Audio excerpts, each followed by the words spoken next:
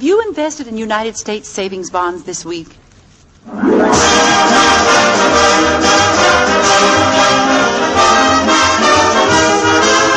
do you do, ladies and gentlemen? This is your host, Howard Petrie, introducing Guest Star, one of a series of programs produced and transcribed in Hollywood and presented by this station and United States Savings Bonds as a public service. Our guest stars for this program, Jimmy Durante and Gary Moore. The Savings Bonds Orchestra, the singers, under the direction of Dennis Agay, open the show with California.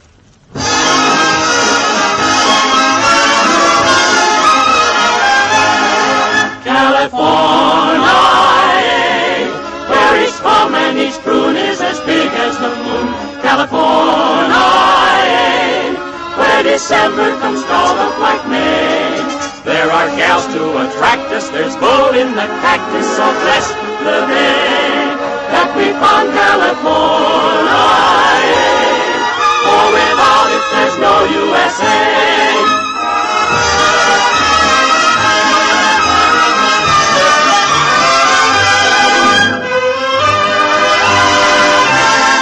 Where the rain doesn't rain, it just drizzles champagne. Where December comes dolled up like May. From San Pedro to Fresno, no maiden there says no.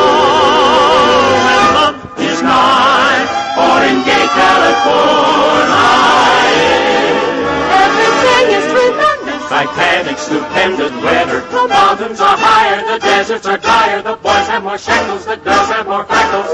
California, California. Oh, without it, there is no USA.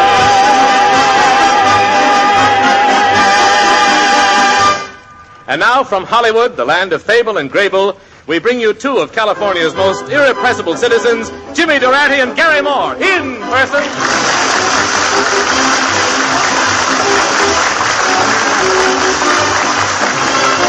You've got to start off each day with a song. Now, even when things go wrong, you feel better, you even look better. Wait a minute. What's the matter? How do you like that? You give a guy a 2-bar break and he organizes a program of his own. One more outburst, Mr. Moore, and you'll be back announcing dance bands. I'm sorry, Jim, but I just couldn't help it. Man, when I hear that music, I just start to go. Makes you feel happy, huh? Happier than Errol Flynn in the springtime. My boy must be older than he looks.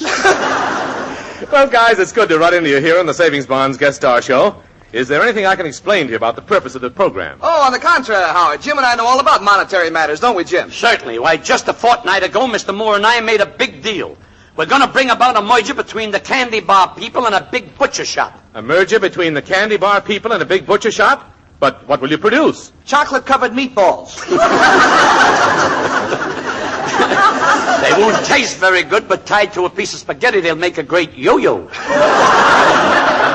I tell you, kid, we're sharper than a pillowcase full of marshmallows. I see. And who keeps the books in this concern? I do.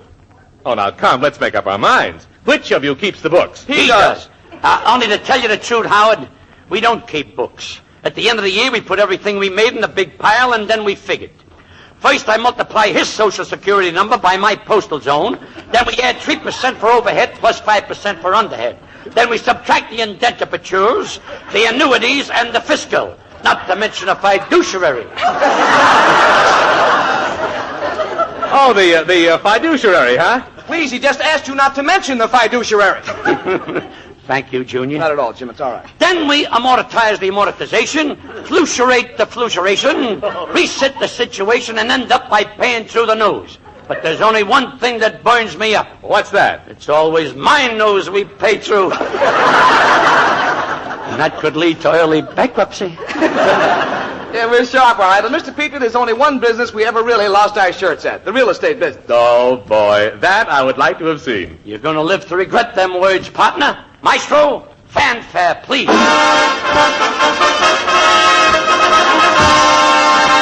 Now did any more players bring you a drama of the real estate business? Entitled? He had designs on the architect's daughter, or every time he made plans, she drew the line.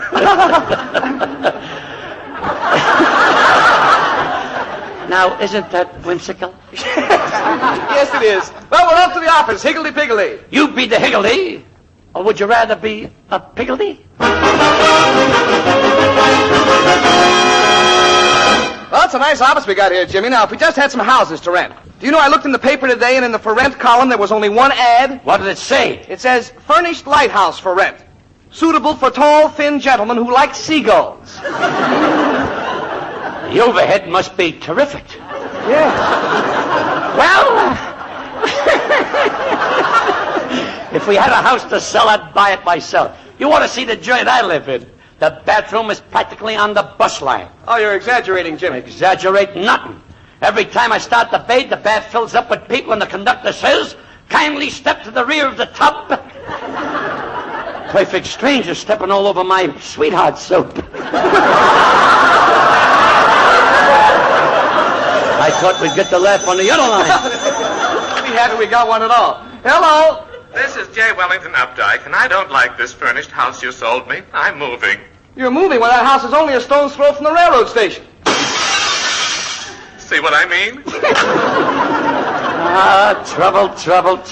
Yes, Hello, you droll characters.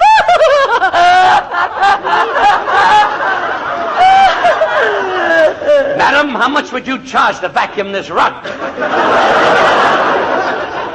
Jimmy, please, that's a customer. Ah, there, madam. Could I interest you in a furnished house? Young man, at my age, you could interest me anywhere. My dear little pigeon, and I use the word pigeon in reference to your toes, we are in the real estate business. That is why I am here. You sold me a furnished house last week, and when I arrived, what did I find? There's absolutely no bed linen. Madam, that's the laundry. What they don't lose, they shrink. Last week I sent them a pair of socks, and what did they send back? 2 tea bags. And me who owns 7 pairs of monogrammed garters. But I don't care whose fault it is. If I don't have sheets for my bed by tomorrow morning, I want my money back. Jimmy, we're in a spot. If we don't get those sheets, we're ruined. There's only one place in town where we can get them. You mean? Yeah. Love that dramatic reading. Yes. Do that again, will you? You mean? That thrills me, isn't it great? Yes, Jimmy, I mean the haunted house. We must go there and steal the sheets away from the ghosts. Haunted house? I should have given my goose pimples 2 weeks' notice. Let's go.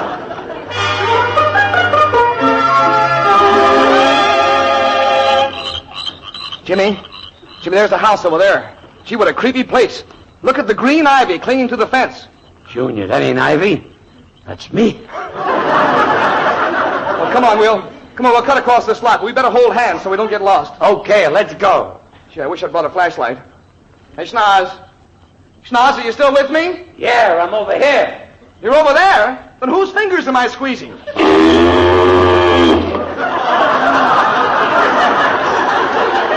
Care for a glass of milk?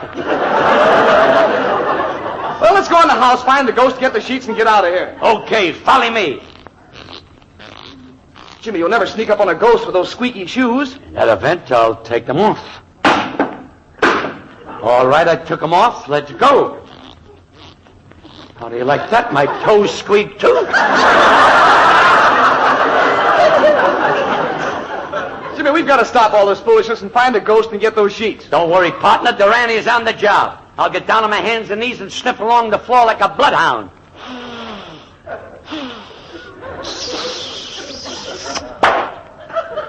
What was that? Met another bloodhound.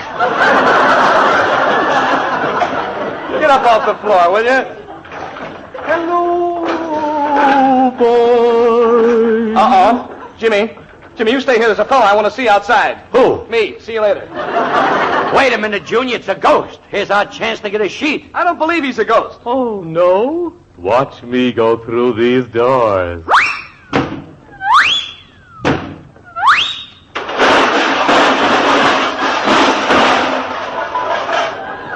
Darn those Yale locks. Quick, Junior, while he's down, grab that sheet off him. Okay. Hey, wait a minute. He isn't wearing a sheet. He's wearing 2 blankets. 2 blankets were ruined. I thought we had a ghost. But I am a ghost. Then why are you walking around with 2 blankets? Silly boy, this is California.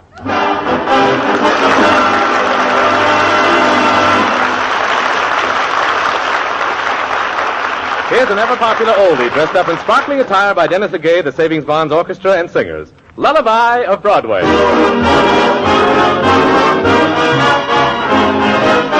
Come on along and listen to the lullaby of Broadway. Sing it hooray and ballyhoo, the lullaby of Broadway. The rumble of the subway train, the rattle of the taxi, the daffodils who entertain at Angelo's and Maxie's. When a Broadway baby says goodnight, it's early in the morning, and that babies don't sleep tight until the dawn. Goodnight, baby. Goodnight, milkman's on his way. Sleep night, baby. Sleep night, let's call it a day.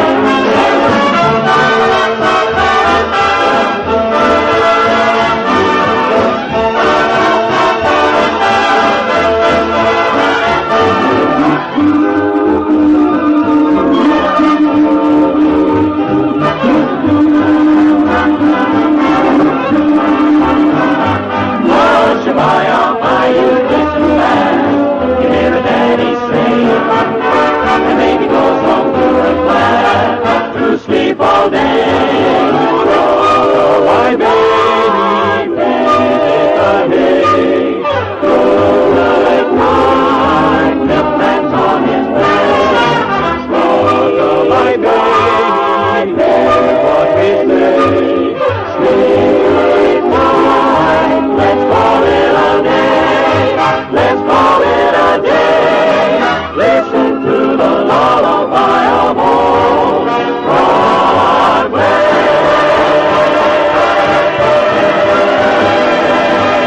And Ashna's all, my friend. I think perhaps we better say a few cogent words about the real reason for our being here. We are here to tell the folks about saving bonds. Ah, that's my favorite hobby, folks, saving blondes. You know, I'll never forget one night in Kansas City. No, Jim, please, I'm talking about saving bonds, not blondes. You save what you want to save, I'll run my own business. I got the only safe deposit box in the world with an incense burner. Jim, will you please listen to me? Pull your ears out from behind your nose and listen to me now. I'm talking about U.S. savings bonds. They're a great buy.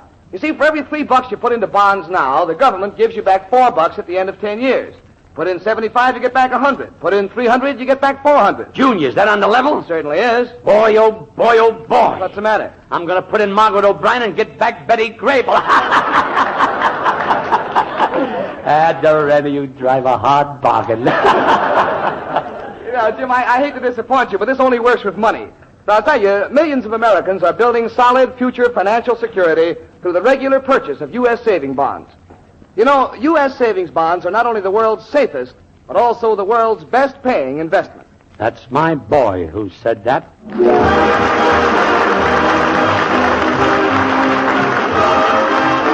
This is your host, Howard Petrie, signing off for Guest Star, one of a series of programs presented by this station and United States Savings Bonds as a public service, produced and transcribed in Hollywood. I want to thank Jimmy Durante, Gary Moore, and Elvia Allman for being with us. And till next we meet, here's a question to remember. Have you invested in United States savings bonds this week? They're a good buy. A good buy, that is.